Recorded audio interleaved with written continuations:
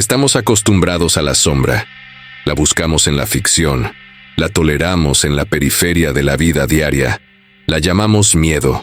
Pero hay un umbral que rara vez se cruza: el terror absoluto. No hablamos del sobresalto momentáneo o de la ansiedad paralizante. Hablamos de la demolición psíquica, de ese punto de no retorno donde la mente, confrontada con lo impensable, opta por el colapso total. Hoy vamos a descender a esa cripta oscura, a explorar no solo lo que ese terror extremo nos hace, sino lo que ciertos poderes han aprendido a hacer con nosotros, consultando los archivos más celosamente guardados que documentan la desintegración del alma humana. Esto es un viaje al interior de la catástrofe cognitiva, a los llamados documentos prohibidos, que revelan la arquitectura del quiebre mental. Prepárense, porque una vez que se entienden estos mecanismos, es imposible mirar la oscuridad de la misma manera. El miedo, en su estado primitivo, es un regalo evolutivo. Es la alarma que enciende la amígdala, inundando el sistema con cortisol y adrenalina. Es la energía explosiva que permite la lucha o la huida. Pero el terror extremo es otra cosa. Es el miedo sostenido, implacable, sin escapatoria ni solución. Es el punto donde el mecanismo de supervivencia se cortocircuita, donde la mente deja de luchar por sobrevivir y comienza a luchar contra sí misma. ¿Qué ocurre exactamente? En las fases iniciales, el cuerpo se convierte en un volcán, el ritmo cardíaco se dispara, la visión periférica se estrecha, el hipocampo, el centro de la memoria, se satura. Estamos en modo de hipervigilancia total. Pero si la amenaza no cesa, si se mantiene constante durante horas, días o semanas, el cerebro no tiene más remedio que declararse en bancarrota. La energía de la huida se agota, y lo que queda es una parálisis tóxica. Es aquí donde la química cerebral se altera de forma permanente, y el terror deja de ser una emoción para convertirse en un estado de ser. Los documentos que hemos rastreado, fragmentos dispersos de experimentos militares y estudios de supervivencia de élite, revelan el cronograma exacto de esta desintegración. Son notas frías y clínicas que catalogan el sufrimiento humano, etiquetándolo como datos de fatiga cognitiva. La primera línea de defensa que se rompe es la percepción del tiempo. En situaciones de terror prolongado, el cerebro entra en un bucle. Un minuto parece una eternidad, una hora, un parpadeo. Esta distorsión es una función protectora fallida. Al no poder escapar del presente, la mente intenta sabotear su estructura temporal. Los sujetos en estos documentos, aislados o sometidos a estímulos sensoriales contradictorios, reportaban la incapacidad de distinguir entre el día y la noche, entre el recuerdo y la alucinación. El tiempo se vuelve gelatinoso, una trampa de la que no se puede salir. Y una vez que pierdes el anclaje del tiempo, ¿qué te queda? La siguiente barrera en caer es la narrativa personal. Cuando el terror se extiende, la mente intenta desvincular el yo de la experiencia. Se produce la disociación.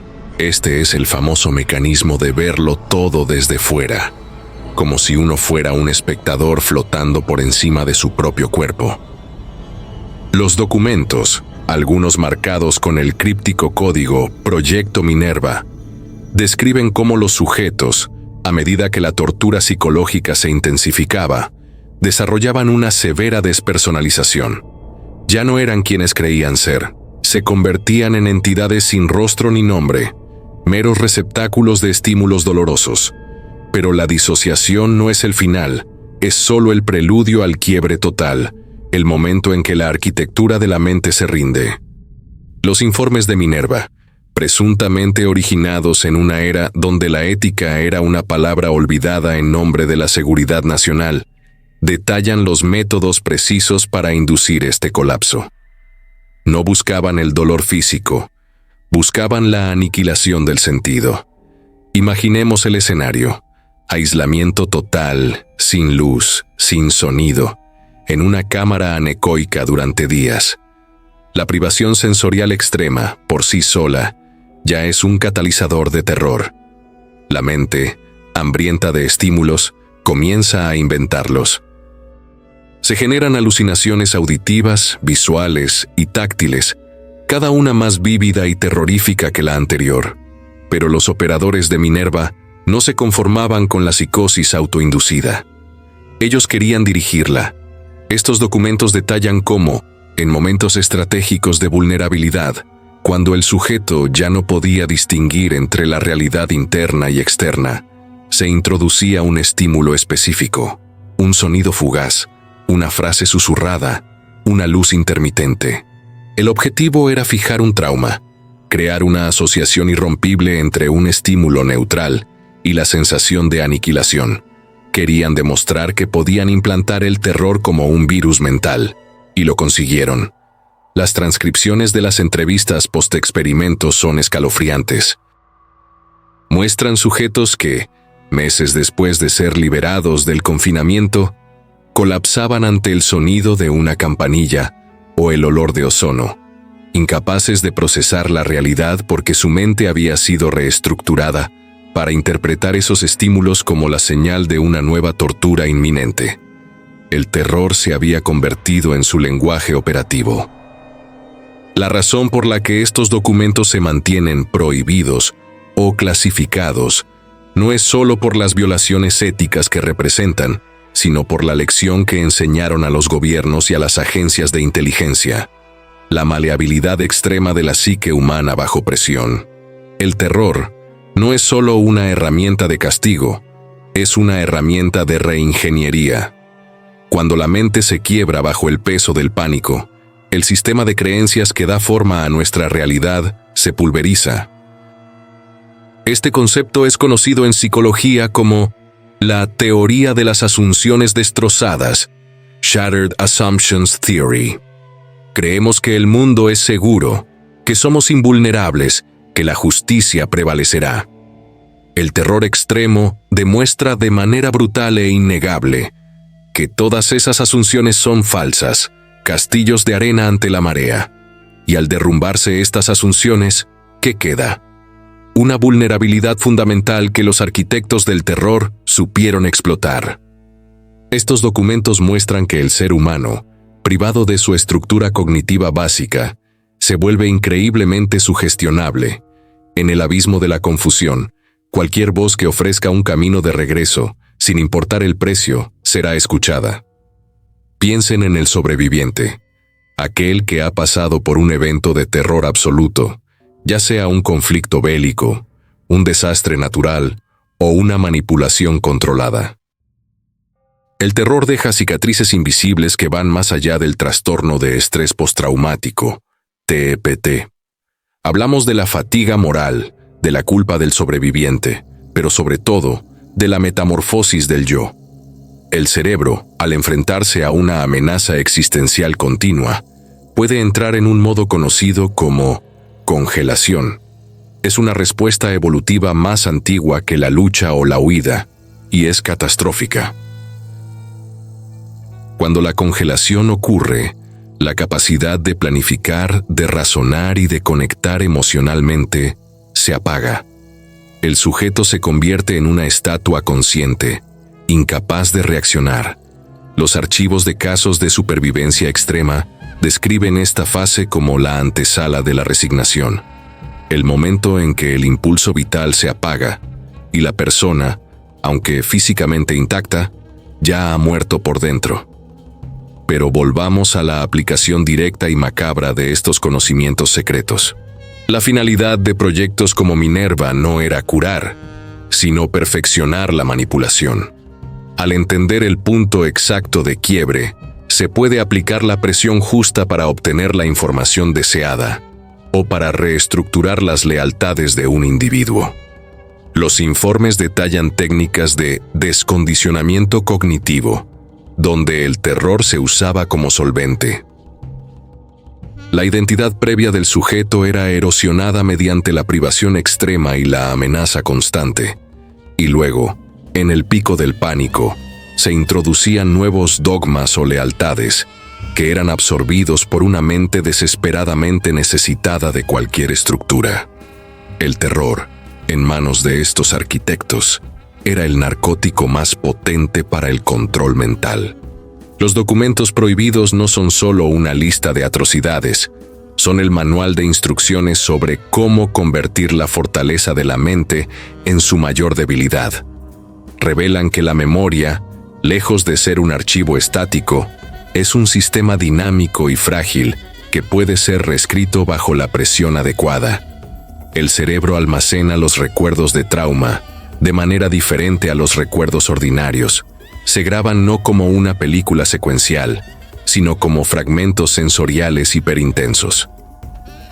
Un olor, un color, un sonido. El terror extremo garantiza que estos fragmentos queden soldados al sistema límbico, listos para ser reactivados en cualquier momento. Cuando el sobreviviente regresa al mundo, no regresa solo. Trae consigo el espectro del evento traumático. La hipervigilancia se convierte en una respuesta permanente. El sistema nervioso se calibra a un nivel de alerta de emergencia constante. Esto no es solo psicológico, es físico. La exposición prolongada a altos niveles de cortisol puede reducir el volumen del hipocampo, literalmente encogiendo la parte del cerebro responsable de contextualizar el miedo. En esencia, el terror extremo no solo destruye lo que la mente piensa, sino cómo la mente funciona. Pensemos en los efectos sociales de esta documentación. Si el terror puede ser industrializado y dirigido, ¿qué esperanza tenemos de mantener la integridad de nuestra conciencia? Los archivos sugieren que la inoculación de miedo a escala masiva, a través de la constante exposición a amenazas existenciales, reales o percibidas, puede inducir una especie de fatiga de combate colectiva.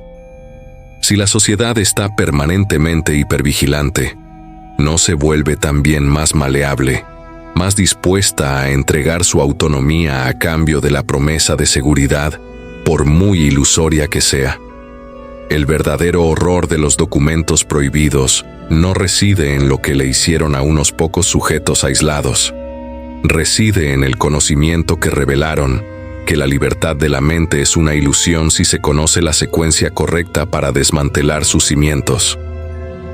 La vulnerabilidad del ser humano no es la carne, sino la frágil arquitectura de la conciencia. Hemos navegado por las profundidades de la desesperación cognitiva, trazando la ruta desde el pánico inicial hasta el colapso de la identidad. Hemos visto cómo la mente se defiende intentando desconectarse y cómo, al fallar, se convierte en un terreno fértil para la manipulación. La lección final de estos documentos es brutalmente simple.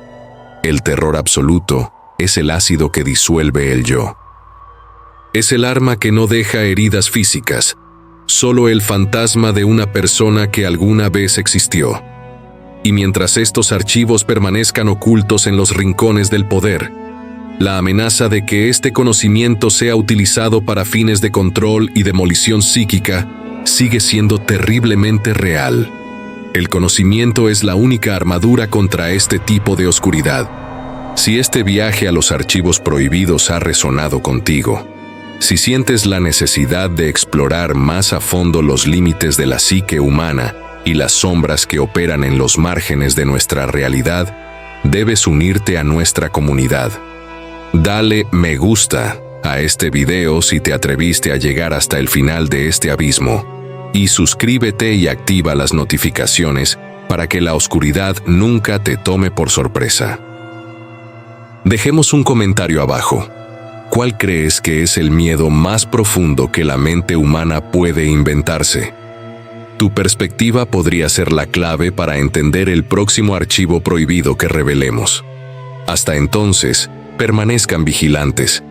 La mente es un campo de batalla y la guerra es constante.